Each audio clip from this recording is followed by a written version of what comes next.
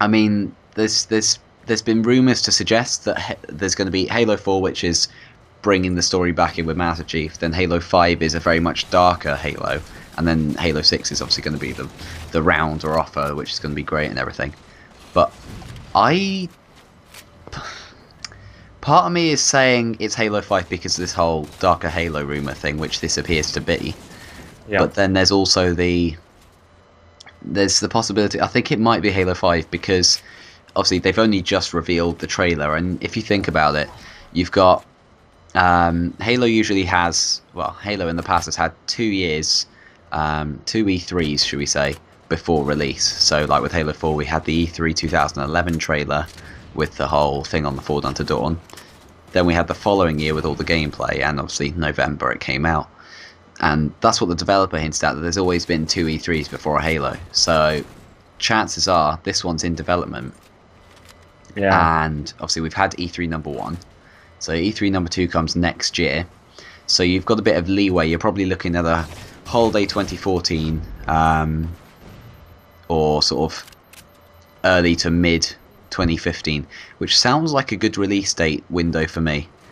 Indeed. I mean, it seems far enough away that you could justify that being the next big step in the franchise, and also still be able to put in a little side game, because they're trying to branch out into a saga. If they do Halo 4, then Halo 5, then start putting side games in, I think something's not going to sort of sit right. So part of me wants to say this is going to be a sort of side game with Halo 5 coming in the future, but I think this might just be Halo 5. And most of these game development companies, excuse me, when they when they have a series to work on, such as Halo or something like that, they start development when the other one is nearing the end of development. You know what I mean? They start beginning processes. They plan out storyboards and what have you. And some of them actually do have character models. Like, so I wouldn't be surprised if this were Halo 5, that they already had character models and some environmental models already built when Halo 4 was just maybe going gold and almost ready to be released. You know what I mean? Yeah, like they're gone. Yeah, no, it's just like these companies plan ahead of time, and that's so. Hopefully, it's enough development time to make a proper Halo game for next gen system, but I don't know. Yeah, like it takes a lot of humility for Frankie Khan to admit that, but he actually said, you know, we realised we made quite a few mistakes with Halo 4, but now we've learnt from that. We're an established studio now, and you know, we're ready to do this next game. So something's telling me that this has been in development for quite some time now already. Oh yeah, and one more thing before we move on to our next topic, unless you have more you want to discuss on No? Halo. I realize this is going to sound weird and such, but I think to me it was described perfectly. Well, not necessarily perfectly, because it was sort of condescending the way the person put it on the internet board I was on, but he said that Halo 4 seems plastic. The gameplay seems plastic, the visuals and the way the lighting bounces off your armor and such, it seems plastic.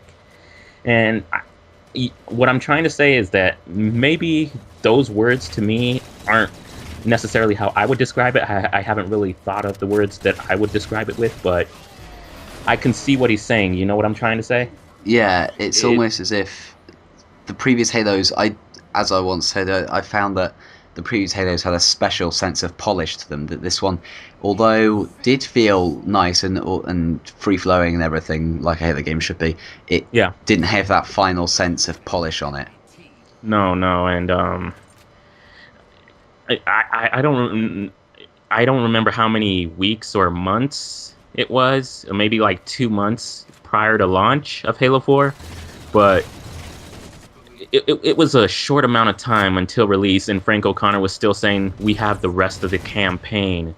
Like they only polished like a level or two, and they had the rest of the campaign to polish. It was a quick. It was like a decent amount of time until release was coming, but it was still quick enough. You know what? Release was looming, I should say. Yeah, Release was looming, and they still had to polish the whole campaign, according to Frank O'Connor. And I was like, wow, that's a short amount of time. You guys sure you can do it in that amount of time?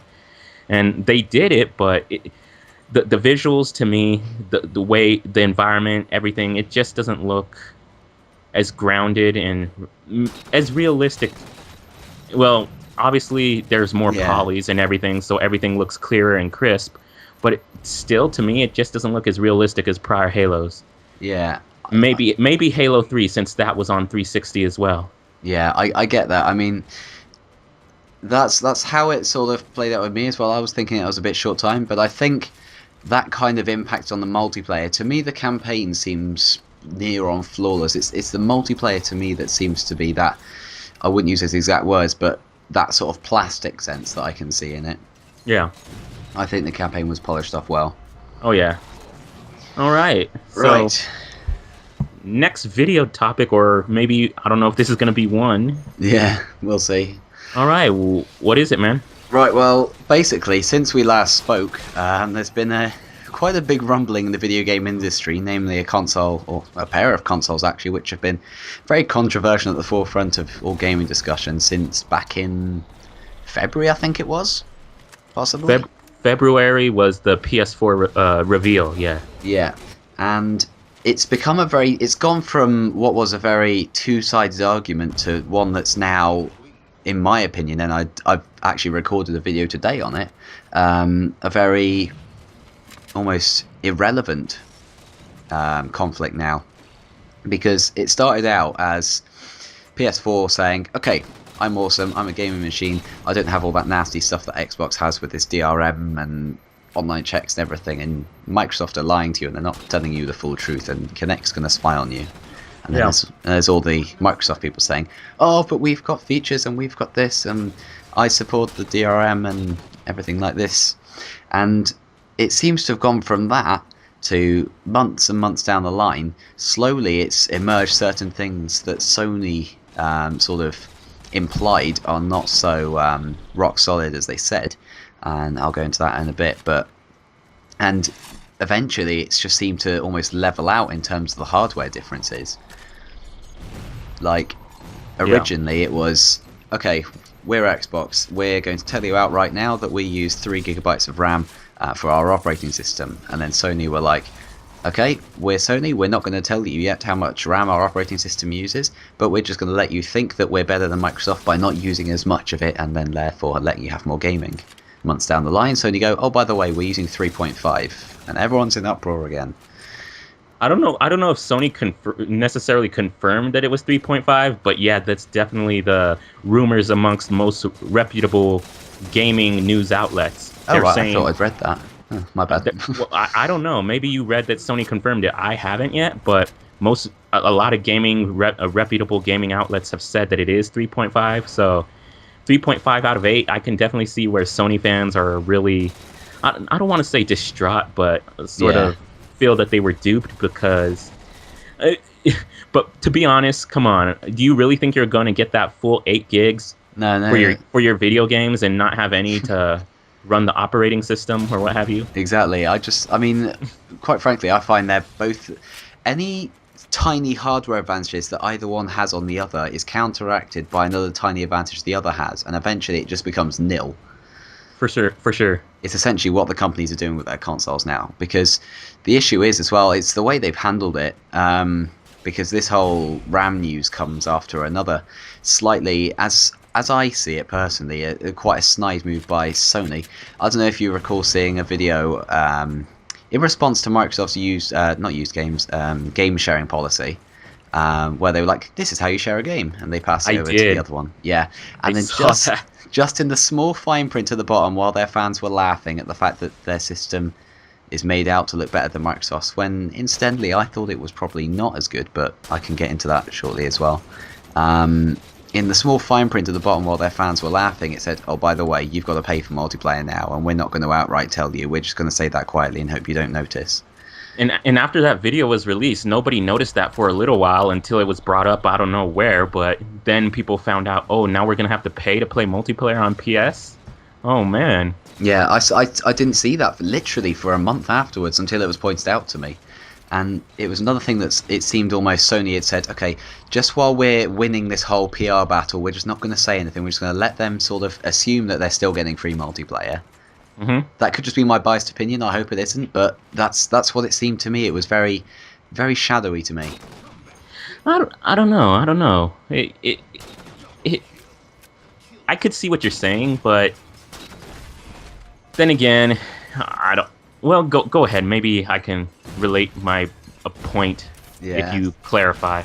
Yeah, maybe it's just me being cynical, but it's like since this whole PR battle started, it's been sort of accepted that Microsoft lost the whole PR battle since the DMR thing. Dude, DMR? I've been playing too much Halo. I'm DRM. Yeah.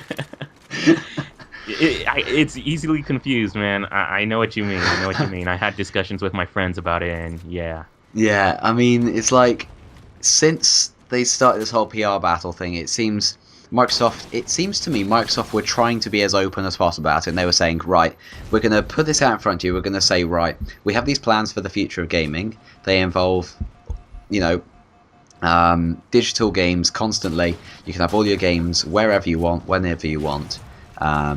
You don't need discs anymore. You can share your games. I really like that family share feature. You've got a list of 10 people. They can be anyone you want. You can share any of your games with them. There's no restrictions on that. You can just do that as long as it's any of those 10 people who are interchangeable at any time. But there is this one issue of the online checks. But quite frankly, I could see the issue with it, but at the same time, it was a very minimal issue in my opinion. For those who have internet, that's fine. For those who have poor internet, it's fine. You don't need to be on 24/7. It's, you know, once when you come on, you barely need a decent internet connection at all. And if you don't have internet, well, I'm afraid that's a shame. Basically, you know, it's the future. Digital gaming is the way things are going. You've got digital music downloads now. Digital is where it's going to end up. Indeed, but if I'll touch on that point, but if I may rewind back to February, when the PS4 was revealed, obviously, back in February, I was excited. Actually, I've never owned a PlayStation console in my life. I've always played them at friends' houses, but I'd never actually owned one. So I was excited. I mean, the games looked not great to me, but decent. I mean, Infamous Second Son, that looks great. Killzone Shadowfall looks good, or great if you looking at my pronouns and you want a more descriptive term. But so I was excited and I was like, hey, I'm gonna buy a PS4. Now I planned on buying it at launch. I'm gonna wait for a couple months because I'm not gonna have enough money. Yeah, especially like I've just been living off my savings since I quit my job. But so I am gonna buy an Xbox One at launch, and I always planned to, even before Microsoft reversed their policies. And I know people are gonna be like, whoa. And then fast forward to May 21st, a lot of the rumors that have been going on for months about Microsoft's consoles turned out to be true. The online thing, like you said, the online checks every 24 hours. I didn't have a problem with that, except for the fact that the offline people, well, like if you had online, I had no, like we do, I have no problem checking in once every 24 hours. Yeah. But the only thing I could see is the offline thing, like how are like soldiers overseas, or like I know there are soldiers around every country stationed in obscure countries and so on and so forth, and they really wouldn't have a system to play if they wanted to play Xbox. And now there's a plane going by. There was a motorcycle earlier. There's a plane now. But yeah, soldiers wouldn't really have something to play. Yeah. And a lot of them are fan of Xbox IPs like Halo, or they maybe just want to play a multi-platform game on an Xbox like a Call of Duty or a Battlefield, because the Xbox brand speaks to them. And they wouldn't have been able to do that. And for the people, there are still a few gamers who have no online whatsoever. And for them, I felt for them. And I was like, wow, Microsoft really screwed up at that point. Not necessarily the online checks every 24 hours for us who do have them, but the fact that you wouldn't be able to play your game without it. That's where they screwed up, I think.